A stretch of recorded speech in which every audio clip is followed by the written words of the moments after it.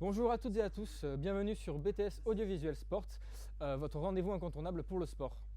Donc aujourd'hui, préparez-vous à vivre une expérience de malade mental d'une intensité comme vous n'avez jamais vu.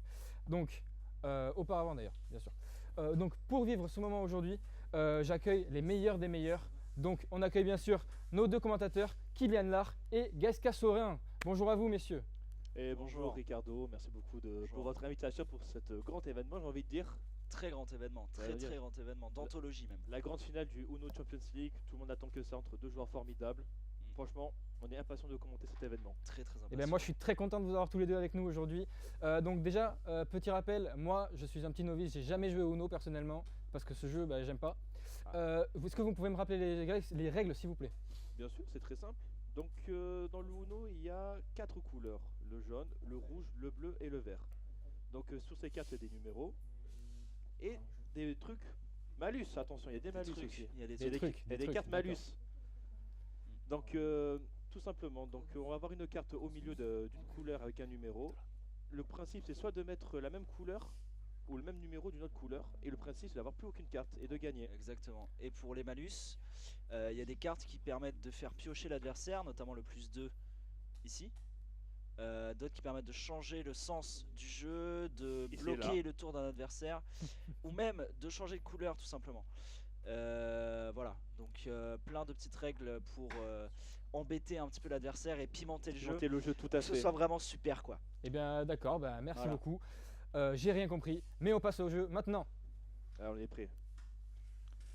Donc nous pouvons voir déjà les deux grands joueurs. Le franchouillard, notre fierté locale, Elio Zani, avec son magnifique petit polo rayé. Il est sacrément beau. Il est vachement beau son polo. Qui est grand champion internationalement. Exactement. Internationalement. Laissez-moi faire. Et à droite, son adversaire de tous les jours. François Raymond qui nous vient de Chine. Entre Mulhouse et la Chine, tout à fait. Exactement. Et voilà. Donc et je peux vous dire qu'il en a dans les chaussettes, de ce que j'ai vu dans l'entraînement. Il en a dans les chaussettes. Chemin pour rien. Il a de l'expérience, vous voulez dire. Il a un peu d'expérience, franchement. Mais ces deux, ils sont déjà rencontrés face à face et on peut vous dire que c'est du beau combat. Ça joue. Et oui, ça se voit, c'est des joueurs d'expérience. C'est pas la première finale, ça se ressent. Le jeu commence, donc directement on commence avec une verte mais avec une rouge par le petit joueur. Ça joue doucement, ça dévoile pas trop le jeu, on Allez, alterne, on joue la multicolorité, c'est beau, c'est beau. Ouais. Moi j'aurais pas fait comme ça, je pense déjà j'aurais continué dans la couleur histoire que c'est pas bien de s'en mêler les pinceaux. Ouais, le François qui là on sent qu'ils sont peut-être un peu perdus encore dans ce début de finale. Première pioche déjà, c'est peut-être signe de faiblesse. Attention. Avant-coureur peut-être que Lozani n'est pas en forme pour ce match. Ouh, attention.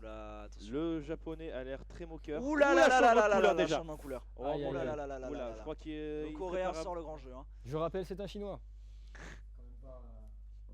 Attention. Ouh, la double carte. Attention. C'est ce qu'on vous disait. Sur les mêmes numéros et des couleurs différentes, on peut les mettre. C'est ça les règles du jeu. Et c'est ça qui est beau. Mais messieurs, expliquez-moi, qu'est-ce qui arrive à notre joueur asiatique? Oh là là. On le sent un peu bridé, si vous voyez ce que je veux dire.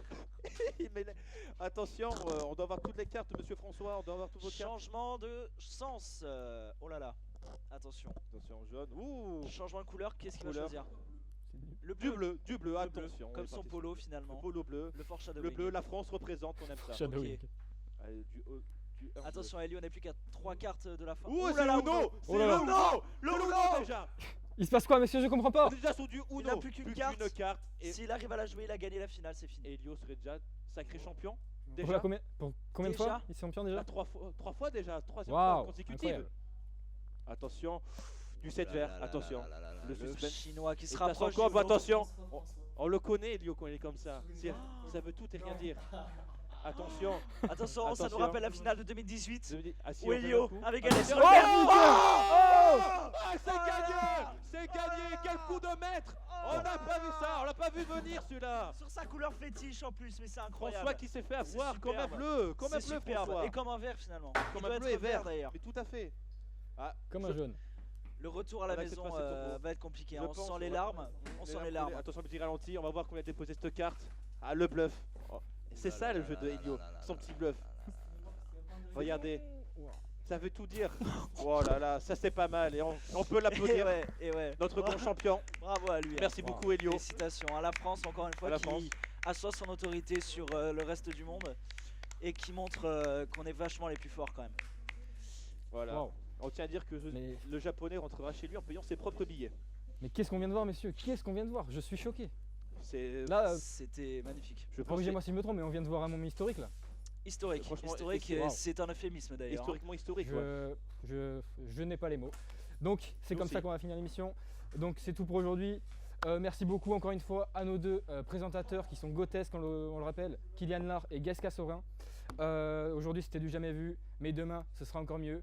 On se retrouve demain pour la même émission. À demain.